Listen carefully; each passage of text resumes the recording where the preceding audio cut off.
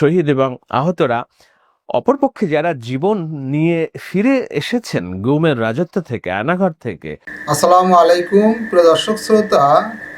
বিএনপির নেতা সালাউদ্দিন আহমেদ রয়ের এজেন্ট হঠাৎ সাংবাদিক শাহেদ আলম কেন এ কথা বললেন, কি তথ্য আছে তেনার কাছে? আশা করি সম্পূর্ণ ভিডিও জুড়েই থাকবেন, গুরুত্বপূর্ণ তথ্য জানতে পারবেন।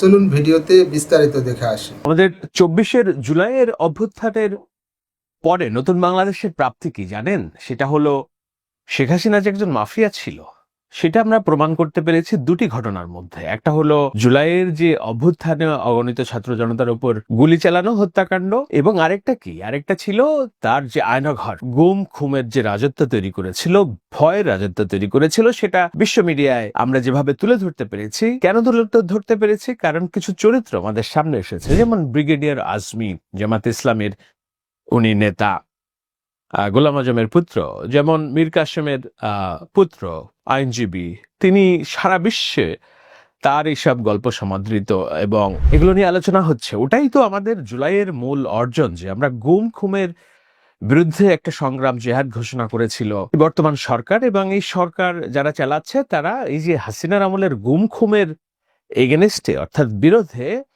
তারা একটা অন্তপ্রাণ।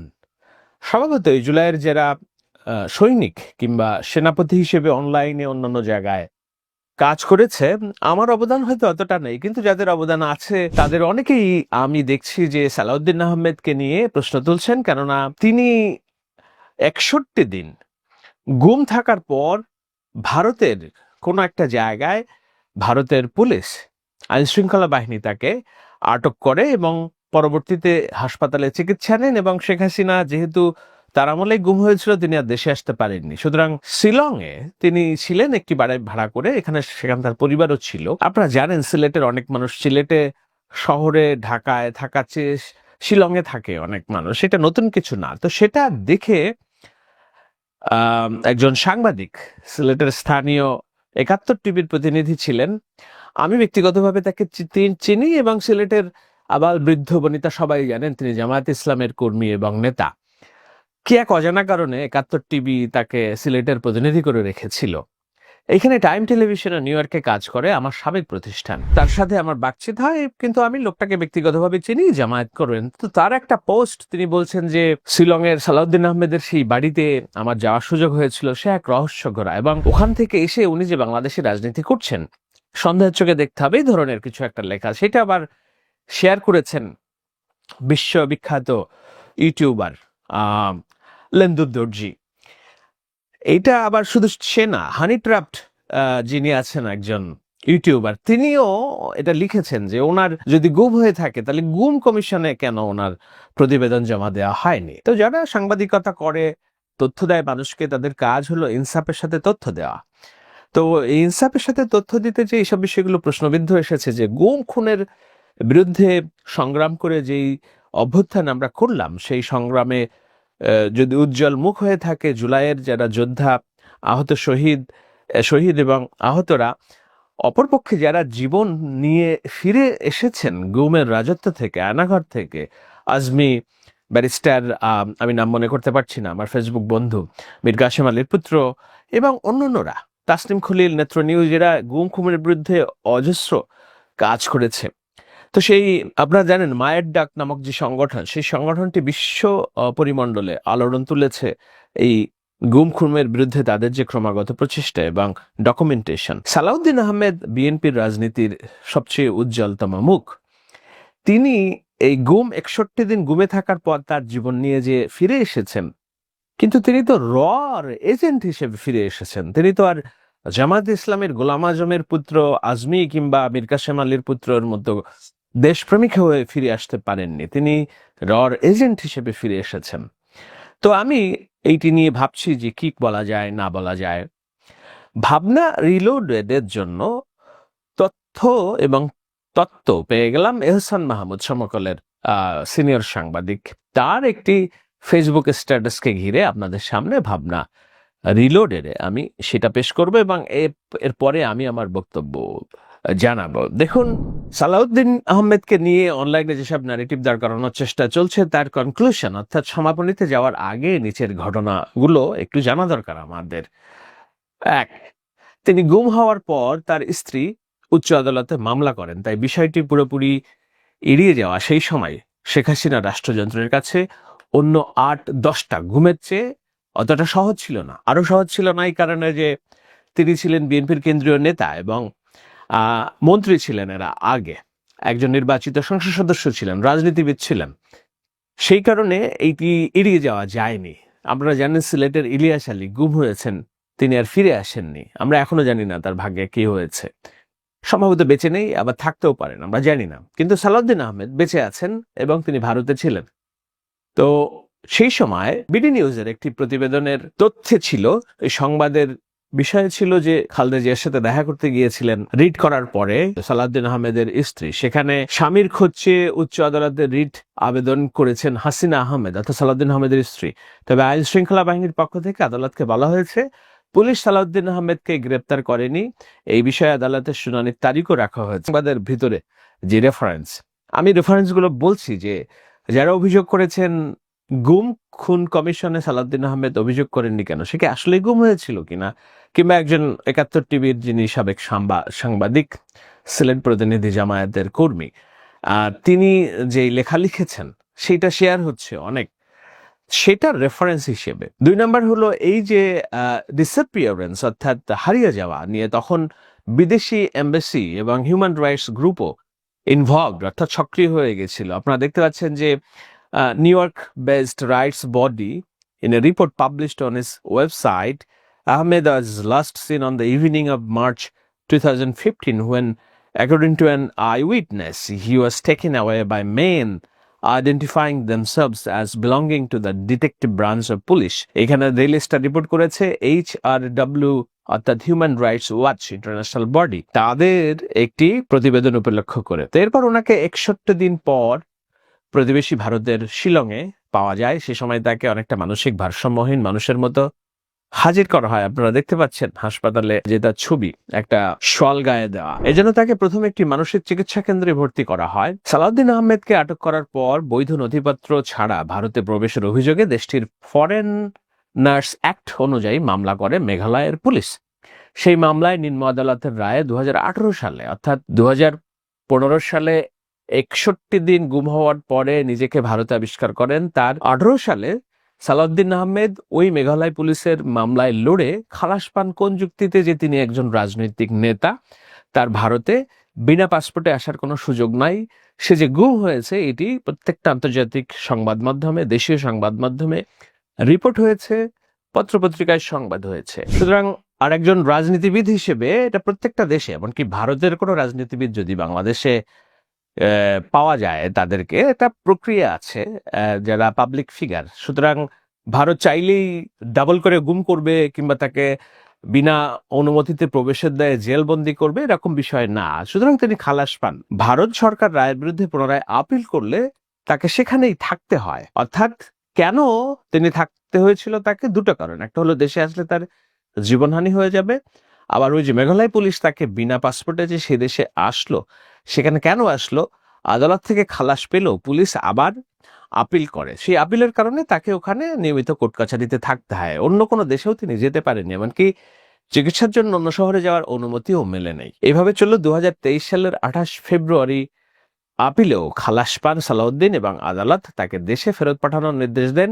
এরপর ওই বছরের ৮ই মে সালাউদ্দিন ভ্রমণ পাস অনুমোদনের জন্য ভারতের আসাম রাজ্যের কাছে আবেদন করেন। সেই আবেদন ঝুলেছিল যুক্তরাষ্ট্রের যুগান্তরের প্রতিবেদন অনুযায়ী। আপনারা দেখতে পাচ্ছেন যে বাংলাদেশ প্রতিদিনের যে সংবাদ, সেখানেও এই সংক্রান্ত সংবাদ আছে যে আদালত তাকে খালাস দেওয়ার পরে তিনি ভ্রমণ পাস, অর্থাৎ তার তো পাসপোর্ট ছিল না, কিন্তু ভারতে যে বাংলাদেশি একজন সিটিজেন আটকে পড়েছেন, তো একটা ভ্রমণ পাসের জন্য ভারত সরকারের প্রসেস দরকার ছিল, তো সেইটা ঝুলেছিল, এতদিন হয়নি। এরপরও তার বিরুদ্ধে এলিগেশন আনা হচ্ছে তিনি রয়ের এজেন্ট, কারণ ভারতে ছিলেন। তিনি নাকি গুমের বিষয়ে অভিযোগ জানাননি, পুরোপুরি একটি মিথ্যাচার। তিনি জাতিসংঘের গুম কমিশনেও এটি নিয়ে অভিযোগ করেছিলেন, যেটি যুগান্তরের এই যে প্রতিবেদন, সেই প্রতিবেদনে আপনারা দেখতে পাচ্ছেন। অথচ যারা এসব ছড়াচ্ছে তারা একজন পিনাকি ভট্টাচার্য, এটা আমার কথা না, লিখেছেন এহসান মাহমুদ।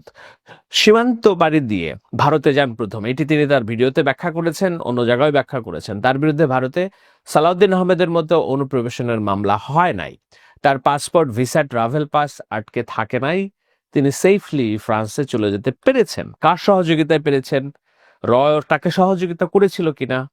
কেননা তিনি ভারতে প্রবেশ করেছেন, আবার ওখান থেকে ফ্রান্সে গিয়েছেন কিভাবে, এইসব প্রশ্ন তুলেছেন এহসান মাহমুদ। তো এবার সালাউদ্দিন আহমেদের সঙ্গে আমার ব্যক্তিগত যোগাযোগের প্রসঙ্গে বলি। সমকাল থেকে চাকরিচ্যুত হওয়ার পর আমি তখন মানুষ জমিনে কাজ করি। সেই সময় ভারতের একটি আদালতে সালাউদ্দিন আহমেদের মামলার রায় ঘোষণা করে।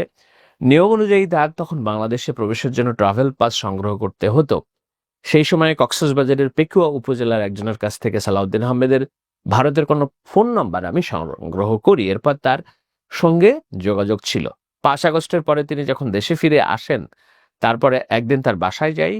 29 আগস্ট 24 সালে গুলশানের বাসা থেকে আমার মোবাইলের একটা ছবি ধারণ করেছিলাম।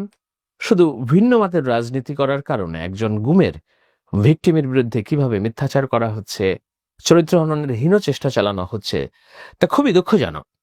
গুম হওয়া পরিবারের একজন সদস্য হিসেবে আমি জানি এই পরিবার কোনোদিনই ট্রমা থেকে বের হতে পারবে না। এহসান মাহমুদ লিখেছেন, গুম হওয়া পরিবারের সদস্য হিসেবে আমি জানি এই ট্রমা থেকে কেউ এই পরিবার বের হতে পারবে না। এহসান মাহমুদ কে নিয়ে আমি একটা গল্প লিখেছিলাম। তার অনেক চড়ে উতরাই গিয়েছে শেখ হাসিনার আমলে, তার চাকরি ছিল না কোথাও। একটা পর্যায়ে এসে গুমের ভয় তাকে পেয়ে বসে। আমাকে বলেছিল, শাহেদ ভাই আমি কি করব? একটা সময় আমি তাকে নানান রকম চেষ্টা করেছি যুক্তরাষ্ট্রে নিয়ে এসে শেল্টার দেওয়া যায় কিনা, কিন্তু পরে যাই হোক, সবার প্রচেষ্টায় নেত্র নিউজে তার চাকরি হয়। এবং এই নেত্র নিউজের 5 আগস্টের আগে পরে যত ব্রেকিং নিউজ আমরা বাংলাদেশের সংবাদ থেকে পেতাম না, নেত্র নিউজ যেটা দিত, ভিডিও দিত, এই যে নাহিদ, আসিফ, সার্জিস এদের সাথে তারেক রহমানের যে জুম মিটিং এর যোগাযোগ, সেটিও এই নেত্র নিউজের মাধ্যমে এহসান মাহমুদ করেন। আপনারা চিনেন অনেকেই এহসান মাহমুদকে। তো এহসান মাহমুদ যখন 8 বছর না 4 বছর বয়স, তখন তার বাবা গুম হয়। এটা আমি জানতাম, এটা বাইরের দুনিয়ার আর কেউ খুব একটা জানে না। তো সেজন্য বলছে, গুম হওয়া পরিবারের একজন হিসেবে আমি জানি এই পরিবার কোনোদিন এই ট্রমা থেকে বের হতে পারবে না। তো এরপরে উনি লিখেছেন যেটা, যারা এইসব কথাবার্তা বলছেন তাদের নানান রকম গালিগালাজ করেছেন এবং কথাবার্তা বলছেন। তো যাই হোক, আমি এখন আলোচনাটা শেষ করব সালাউদ্দিন আহমেদ রয়ের এজেন্ট কিনা, কেন রয়ের এজেন্ট হচ্ছেন। দেখুন, একটা সরকার আছে, এই সরকারের পেছনে যারা কাজ করেছে, শুরুতেই বলেছি, তারা মানবিক সরকার প্রতিষ্ঠা করার জন্য কাজ করেছেন। ভারতীয় আধিপত্যবাদ, শেখ হাসিনার গুম খুমের বিরুদ্ধে তাদের যে লড়াই অনস্বীকার্য, অস্বীকার করার উপায় নেই। এখন তারাই যদি একজন শীর্ষস্থানীয় রাজনীতিবিদ শুধুমাত্র কেবল তাদের জামায়াত ইসলামের রাজনীতির এজেন্ডার সাথে মিলছে না বলে শুধুমাত্র বাংলাদেশকে অস্থিতিশীল করে ক্ষমতার আলুপোড়া খাওয়ার জন্য সবচেয়ে বড় বাধা হিসেবে দাঁড়িয়েছে বড় রাজনৈতিক দল বিএনপি, সে কারণে মির্জা ফখরুল ইসলাম প্রথমে হলেন রয়ের এজেন্ট। চিকিৎসার জন্য তিনি বাইরে আছেন, তার কথাবার্তা আমরা বুঝতে পারছি না, হয়তো ফিরেছেন, রেস্টে আছেন। সালাউদ্দিন আহমেদ এখন স্পটলাইটে, তিনি স্পষ্ট বোল্ডলি একটা রাজনৈতিক দল হিসেবে যে অবস্থান নেওয়ার কথা তিনি বলছেন, সেই কারণে তিনি রয়ের এজেন্ট হয়ে গেছেন এবং অপ্রিয় হয়ে গেছেন। আমরা জানি, কালকে খালেদা জিয়া যদি রাজনীতির মাঠে নেমে এই কথাগুলো বলেন, খালেদা জিয়াও রাজনীতির রয়ের এজেন্ট হয়ে যাবেন। পরশুদিন জুবাইদা রহমান যদি এই কথাগুলো বলেন, জুবাইদা রহমান রয়ের এজেন্ট হয়ে যাবেন। তারেক রহমান এখনো নির্ভেজাল ভাবে লোকজন তাকে কোনো তকমা দেয়নি, কিন্তু তারেক রহমান যদি দেশের মাটিতে নেমে সেটা বলেন, এক শ্রেণীর মানুষ তাকে বলবে রয়ের এজেন্ট। রয়ের এজেন্ট এই শব্দটা কেমন আপনাদের কাছে মনে হয় না? যাকে তাকে জামাত, শিবির, রাজাকার যেমন শেখ হাসিনা বলতো, এখন রয়ের এজেন্ট বলা সহজ হয়ে গিয়েছে না? এটাই সায়েন্স, এটাই বাস্তবতা, এবং এই বাস্তবতার মধ্যে দিয়েই আমরা যাচ্ছি। সেইখানে ব্যক্তি কিংবা অ্যাক্টিভিস্টদের প্রত্যেকটা পোস্ট নিয়ে বিশ্লেষণ করার সময়, মেধা এবং রুচি সবসময় হয়তো থাকবে না, কিন্তু সালাউদ্দিন আহমেদ সামনের রাজনৈতিক দিনগুলোতে একটা বড় রোল প্লে করবেন এবং বাংলাদেশ কোন পথে যাবে সেটার জন্য তিনি ভূমিকা পালন করবেন। এবং সেই ভূমিকা পালন করার জন্য তিনিও প্রতি রাতে পুলসিরাতের মধ্য দিয়ে হাঁটেন। তার পরিবার 61 দিনের ট্রমা থেকে বের হতে পারেনি। 2015 থেকে 2024 সাল পর্যন্ত বিচ্ছিন্ন যাযাবর জীবনযাপন করতে হয়েছে, দেশের মাটি থেকে বিচ্ছিন্ন থাকতে হয়েছে সালাউদ্দিন আহমেদকে। কিন্তু উনি রাজনীতির হাল ছাড়েননি। শেখ হাসিনা বলতে তোড়া বড়া পাহাড় থেকে নাকি উনি বিবৃতি দিচ্ছেন। উনি শিলংয়ে বসে খালাস পাওয়ার পরেও রাজনীতি করে গিয়েছেন, রাজনীতির নেতৃত্ব দিয়ে গিয়েছেন, প্রত্যেকটা পার্টি মিটিং এ অ্যাটেন্ড করেছেন। তো এখন বলা হচ্ছে যে তিনি রয়ের এজেন্ট। হতেও পারে রয়ের এজেন্ট। কিন্তু আমার প্রশ্ন হলো যে রয়ের এজেন্ট হতে হবে কেন? তার বলা হচ্ছে যে তিনি ভারতে যেহেতু ছিলেন, ভারত তাকে পুশব্যাক করেছে। তো এখন ভারতের ফেইলড একটা এজেন্সি, যে এজেন্সি পাকিস্তানে ফেইলড, যে এজেন্সি নেপালে ফেইলড, যে এজেন্সি বাংলাদেশে ফেইলড। ফেইল না হলে তো শেখ হাসিনার পতন হইতো না। তো এরকম একটা এজেন্সি এখনো কতটা সক্রিয় আছে? আমি মাঝে একটা সংবাদ পড়ছিলাম, রকে বিলুপ্ত করে দেওয়ার প্রস্তাব উঠেছে ভারতে, কিন্তু তাদের অন্যান্য সরকাররা এটা বিরোধিতা করেছে। কথা সেটা না, কথা হচ্ছে র কি ভারতের গুরুকুল স্কুল কিংবা রবীন্দ্রর শান্তিনিকেতন, যেখানে রবীন্দ্রনাথ পড়তে যেয়ে, রবীন্দ্র রচনাবলী পড়তে যেয়ে আমাকে শান্তিনিকেতনের ট্রেনিং নিতে হবে? র কি এরকম এজেন্সি যে না রার এজেন্ট দেবে? র দর্শন কিংবা রর যোগাযোগ স্থাপন করতে হলে ভারতের মাটিতে থেকেই করতে হবে, এবং সেটা প্রকাশ্যে। এই যে জামায়াতে ইসলামীর কর্মী ইকবাল মাহমুদ, সিলেটের সবাই আদ্যপান্ত জানেন সে জামায়াতের, সে যে ছড়ালো, তার এই বাড়িতে সাক্ষাৎকার গ্রহণের জন্য আমার সুযোগ হয়েছিল, আমি গিয়েছিলাম। তো শিলংয়ে সালাউদ্দিন আহমেদের বাড়িতে যেই গণমাধ্যমের কর্মী যেতে পারেন, শুধু একা না, আরো কয়েকজন গিয়েছিলেন। সিলেটে সাবেক এনটিভির সাংবাদিক, উনি লিখেছেন, আমিও গিয়েছিলাম। তো তাহলে র কি এই ইকবাল মাহমুদের সাথেও সম্পর্ক ছিল? এনটিভির সিলেট প্রতিনিধির সাথে সম্পর্ক ছিল, যে তাদেরকে নিয়ে গেছে রয়ের অতিথি হিসেবে সালাউদ্দিন আহমেদের সিলেটের বাসায়? অনেক প্রশ্ন, তাই না? এসব প্রশ্নের উত্তর আমি দিচ্ছি না, আপনারা উত্তর দেবেন। আপনাদের ভাবনা থাকলেও জানাবেন যে না কতখানি রয়ের এজেন্ট সালাউদ্দিন আহমেদ। আর এটাও বলতে ভুলে যাবেন না, আমি যে আলোচনা করলাম, আবার শাহেদ আলমও কতখানি রয়ের এজেন্ট হিসেবে ভূমিকা পালন করছে আপনাদের মনোযোগ। দর্শক শ্রোতা, এই বিষয়ে আপনার মতামত থাকলে লিখতে পারেন কমেন্ট বক্সে আপনার মতামত। আজকে এই পর্যন্তই। আল্লাহ হাফেজ।